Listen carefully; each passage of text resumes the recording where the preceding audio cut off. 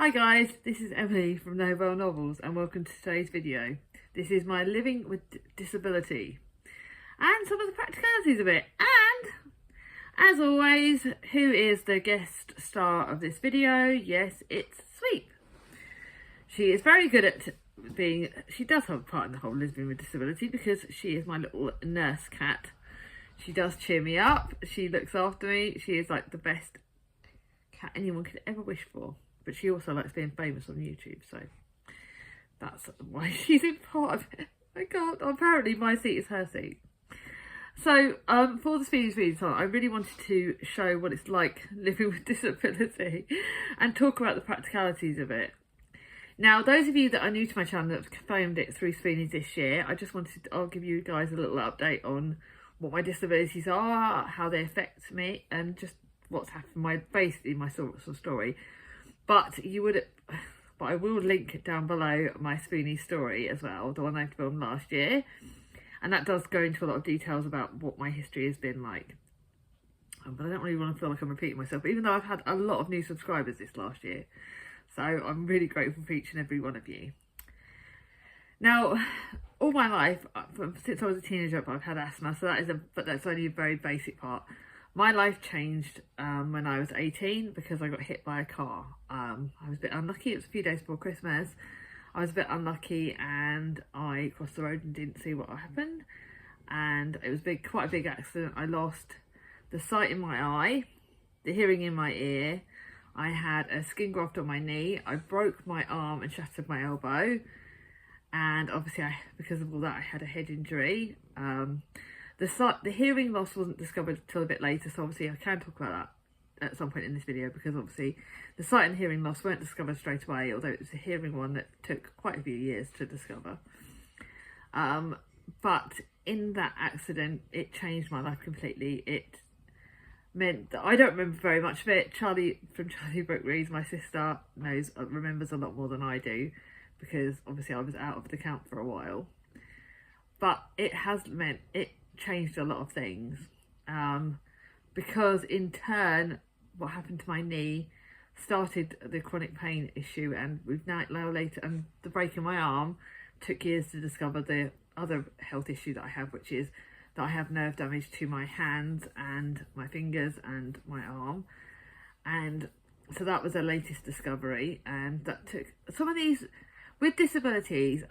They're not always obvious. Like, all my disabilities are invisible. It's only when you look closely at me that you will see my sight loss. I will openly try and see if you can see, but I can't see myself when I'm doing this. But that eye there, when I'm tired, it drifts off to that corner there. So this is where I'm actually being very raw here, showing you that. And the eyelid will droop. That's one of the things that is a key sign that my mum, and I think Charlie especially, they tend to notice it. Chris and the kids do notice it as well.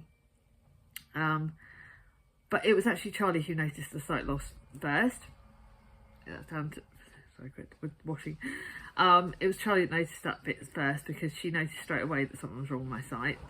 So the sight loss was the first thing they saw, and that's probably the only one out of all my disabilities that's actually visible, unless I have an aid. Now, being blind everyone thinks sight loss is something that's obvious. Blind people wear their eyes closed, whatever, they think it's obvious to be able to tell if someone is blind, and it isn't.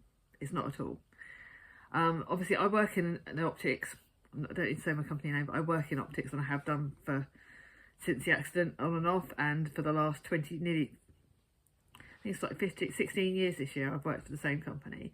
So I deal with disabilities whenever I'm at my shift. I can see varying degrees of sight loss.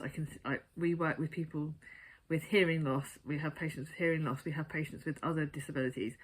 So I think for me, having my own personal experience does make me better at my job. I'm not saying I'm perfect. Because of the head injuries, I can be quite a big flapper. My colleagues know that. My moods are, I can be a bit all over the place, and that's something I'll go into a bit more. But for me, obviously, the sight loss is the first one that I'm talking about. This is the first disability that I thought I would talk about.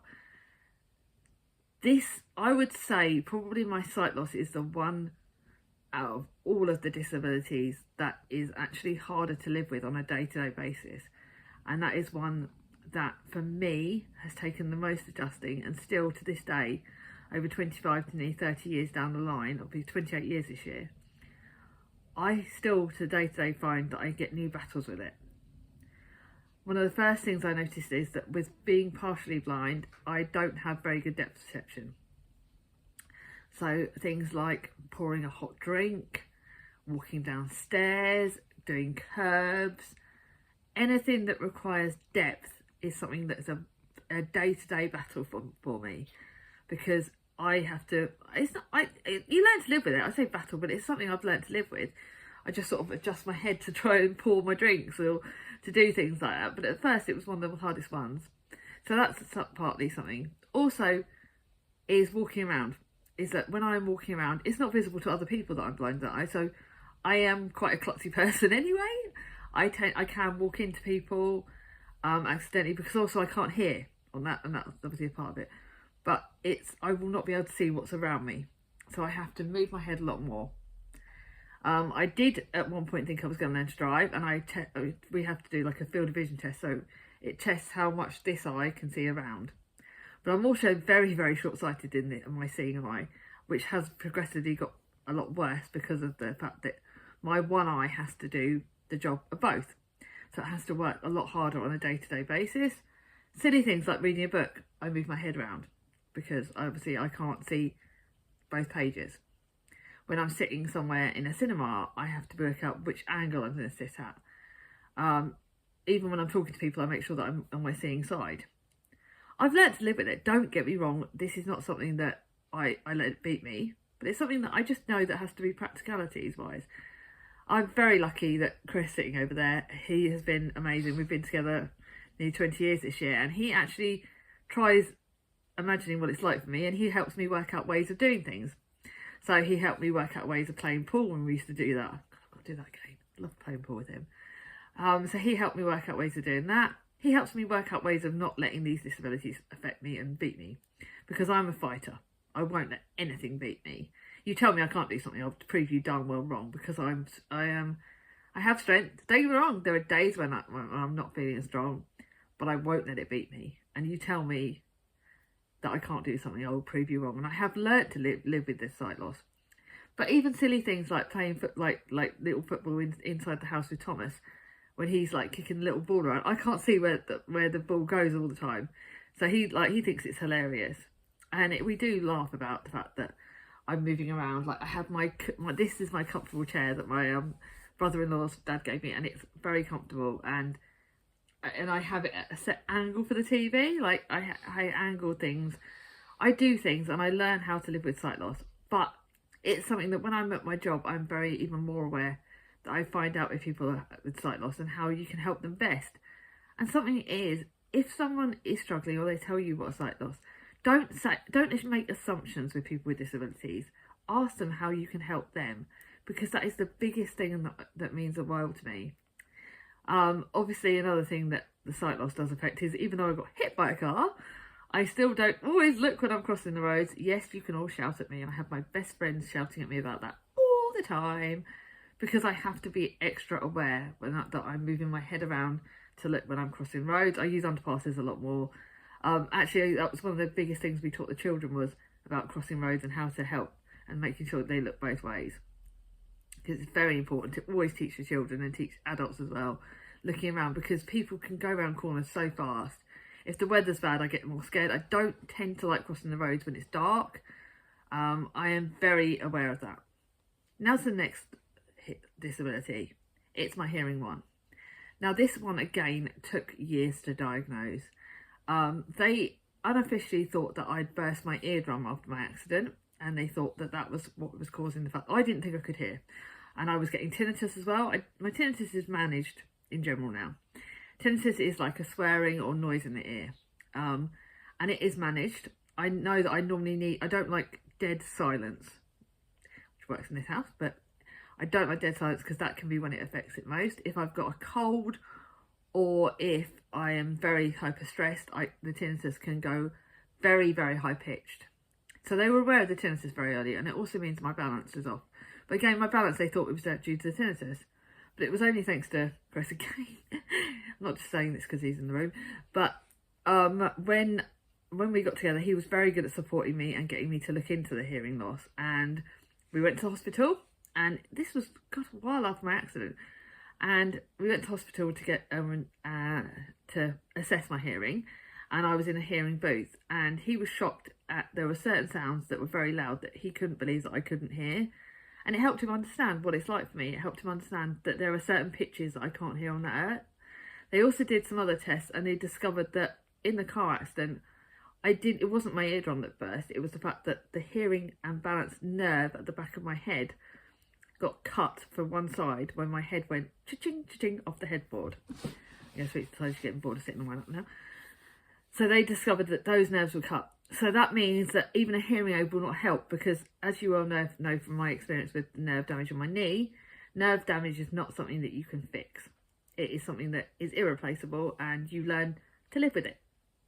So again, with the hearing and the sight loss being on one side, that again makes it harder when I'm walking around, that I don't walk into people, that I don't, because obviously it's all partial, I don't have any visual aids to show people that I am partially blind and partially deaf.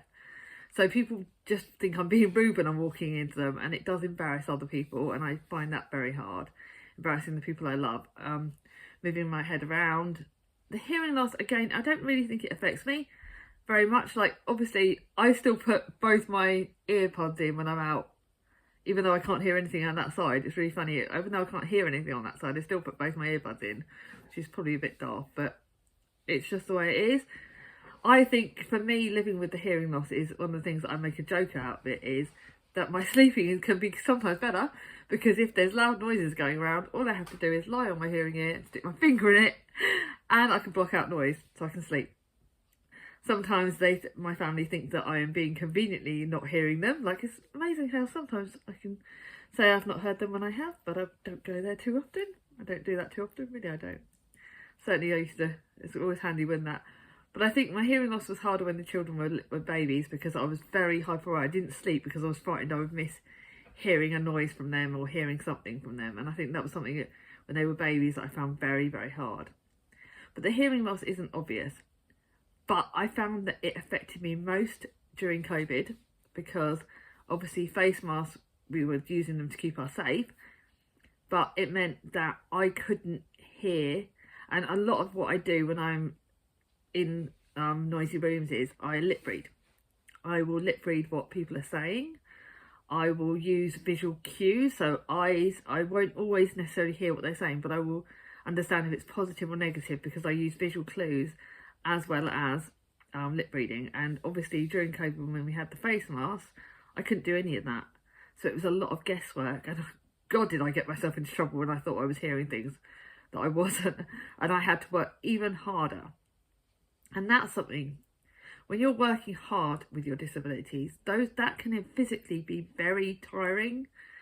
And my colleagues at work found it very hard, because one of my colleagues says, "Oh, you seem like you're tired all the time." And I'm like, well, I'm living with chronic pain and my disabilities. The chronic pain makes me tired anyway. It's called chronic fatigue. That's another thing I've got. But when you're working really hard to hear people, to understand what they're saying, it is a physical drain on your strength, and that's something I can find difficult.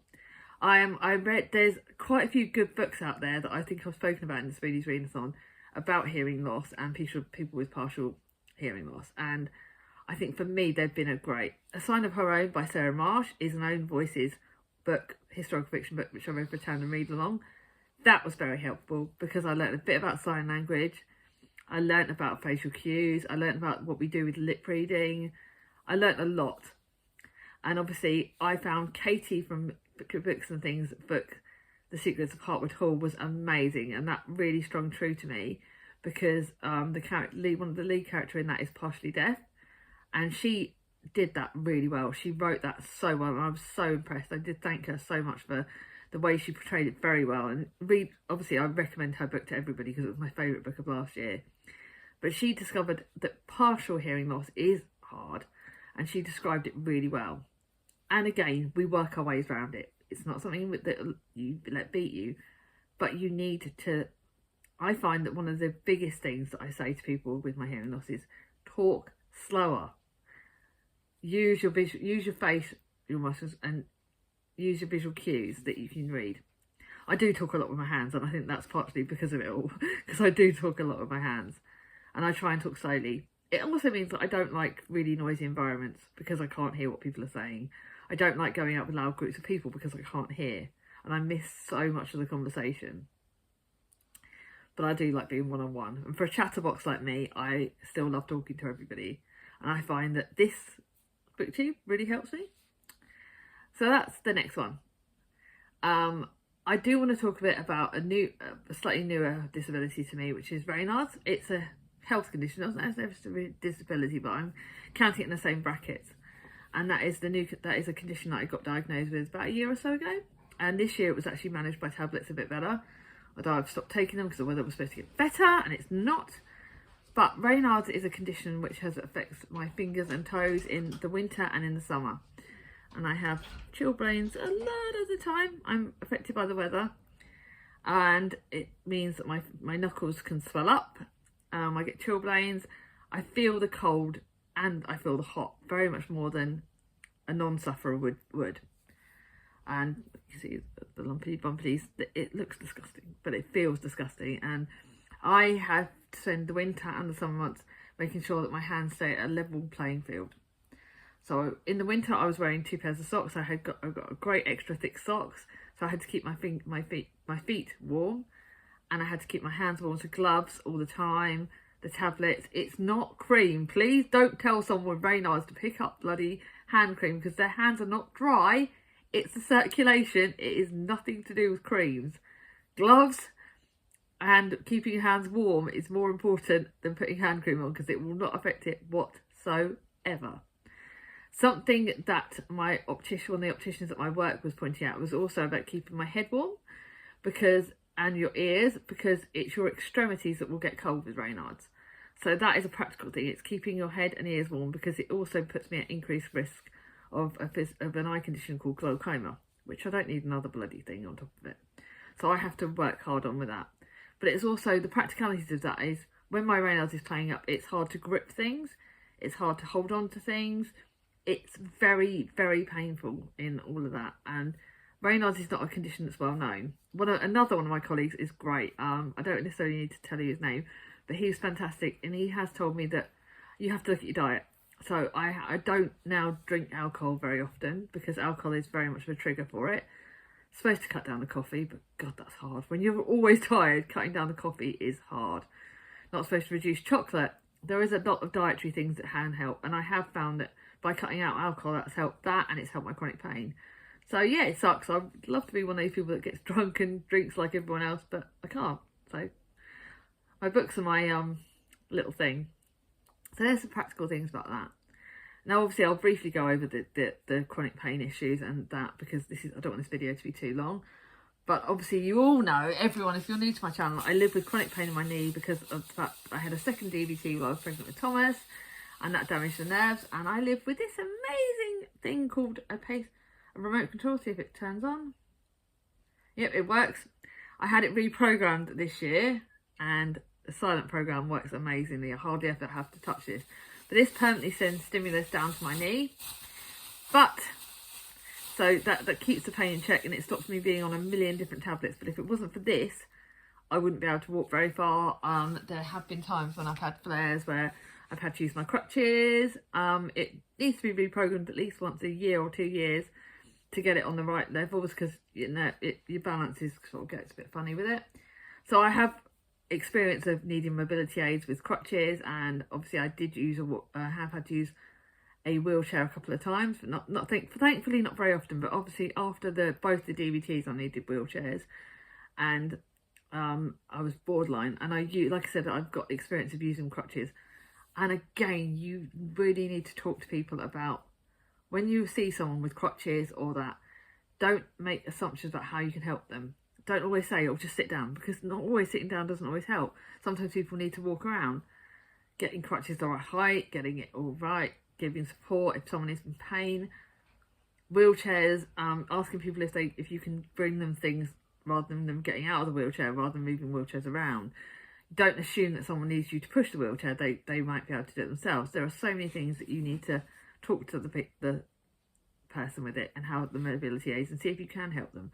I do need to get off my bum and get a better walking stick because I think that would be better than crutches, but as to when that will happen, it may well happen at some point, but I will get there when it does.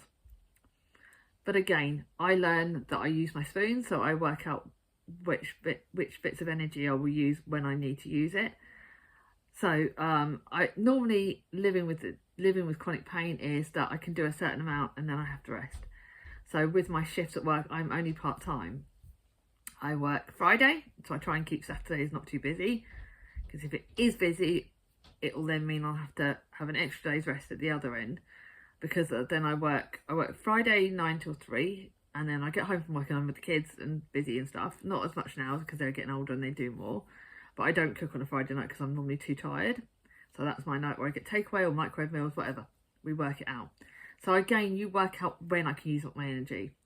Saturdays I try and keep resting. If I don't, at least I have a bit of the day where I can rest. Then I work Sundays 11 till 5, but again, that's my busy day. So Monday is normally a write-up day. Monday is either filming or housework, but I will insist that I make myself rest, because otherwise, again, you have to add it on an extra rest day at the end. So Tuesdays is normally my day where I go to town or go and do extra bits. Wednesday, I like to go for a walk. I normally do a walk Wednesday or Thursday, and I can sometimes go out that day. They're my days where I've got a bit of flexibility on Tuesdays and Wednesdays. Thursdays, I do Baz Books, which is only 3 hours. But if my chronic pain's bad, I will openly tell my boss now, it's a voluntary job, I need to rest. Again, I rest when I can, and I make sure I rest in the afternoon. But I use up my energy but I have to really think. If I'm having a flare, it will mean that I will need to be resting more and I will need to be doing less. But again, because I've had 2 DVTs, I'm not allowed to sit down for too long. I'm not allowed to be resting too long. I need to be doing little and often. And that's how I work out. Another injury, obviously, I have, which I spoke about, is the fact that my nerve damage to my hands. This is getting worse at the moment because of the perimenopause. And that's another thing that we need to consider, the menopause and perimenopause, because it does affect all your joints and it does affect my back. I've also got with this, I've got where I damaged the elbow to my arm. That main break that healed, it was fine. But this has left damage to that, and I have this wrist lifting. So when I am struggling to hold anything, when I know I need to do my exercises more, this helps because it does wrap around there and it gives that support onto that part of my wrist that's the weakest bit. And that weak area will drop and I will fall things. But the only problem with this is I can't write very easily. My handwriting is bad at the best of times, so writing when I've got that on is bad. But I'm lucky. When I have put that on, I can do a bit more. I can do a bit more lifting. I've got the kids that can do more lifting, and Chris and everyone does more lifting, so that helps me when my wrist is weak. But it means I try and avoid writing too much when it's weak. And I've got a little pillow for holding my books in, and I hold my book with my good hand. So again, I work around it. I've also got a slightly curved spine because obviously in our family we've got curved spines. A lot of us have, not all of us, but it's a genetic condition. They mainly I always thought I had a very arched back, but it turns out it's slight curvature of the spine. And when I had the epidural when I was in labour with Mia, they got it in the wrong place, and it meant that I had migraines for weeks afterwards. So I'm very aware that when I warn people, when I had my spinal surgery and they nicked the spinal column, God, do I have problems. If you go anywhere near my spine, which has been really interesting with the condition with my neurostimulator, is that I have to be very careful because where it is curved, like any nicks or knocks or anything can really hurt. And it means that like with the sitting up, I have to be sitting up. This chair is really comfortable. And I sometimes put padding behind my back so I'm sitting up a bit more comfortably. Because if I slouch, I know about it. Slouching just doesn't work for me. But sitting up really straight is really painful as well. So I learned to live with that. And it's all things like practical advice, like comfortable chairs, putting cushions in, things like that were practical things that we live with. But I say living with disabilities, I'm hoping that this gives you all some hints about how to help the people you know. Living with chronic pain is a disability. Chronic pain is a disability, and something that this Spoonies readathon is about is helping other people understand what it's like. Books that are out there, I hope that this readathon has got you all to read books with disabilities, to learn more, to learn how to support others, to support fellow users, to support fellow sufferers, and to be there for each other. I don't consider myself a chronic pain sufferer. I won't use the word sufferer. I use the disabilities. I am a person with chronic pain. I am a person with disabilities, but my disabilities do not define me. I am a warrior, not a sufferer, and never ever assume that just because people have got disabilities, they are weak. Because 9 times out of 10, the people with disabilities are flipping stronger than the people with not. Because we are strong, because we have to be. We are fighters. We will not let us beat us. It's okay to say you have a rough day. It's okay to cry or to be upset or be angry that you're in pain. But something my mum taught me, you cry, you let it out, but you get back up and you do not let it beat you. Because the moment the disabilities beat you, you're done. So you get back up, but you talk about your problems and you talk to other fellow people you've got. You have your network, your support network. I am so flipping blessed with the best mum, the best sisters, the best partner, the best kids, the best friends that anyone could ever wish for. Because my support network has got me through everything, and I could not have done it without them. So apparently some friends on the Waffle group, they could say that I am a positive person. God knows why. I think my lot think I'm a blooming moaner half the time. Some of my colleagues think I'm real, yeah. But I do my best. But I wouldn't be where I am now if I hadn't have had the support that I have. So let's support each other. Let's be there for each other. And let's spread the awareness of disabilities so that we can help each other. And that was my main purpose for doing this readathon last year. That's why I do it this year. That is why I keep doing it. Because I want to help others. Because others have helped me. So if you got to the end of this video, I'm thinking, right, I want you to do the strongman emoji, because chronic pain and disability sufferers are strong. So do the strong arm emoji if you got to the end of this video. If you like it, give it a thumbs up. If you're new to my channel, not subscribed yet, ring on my ding-a-ling. I'll see you all soon. Bye bye.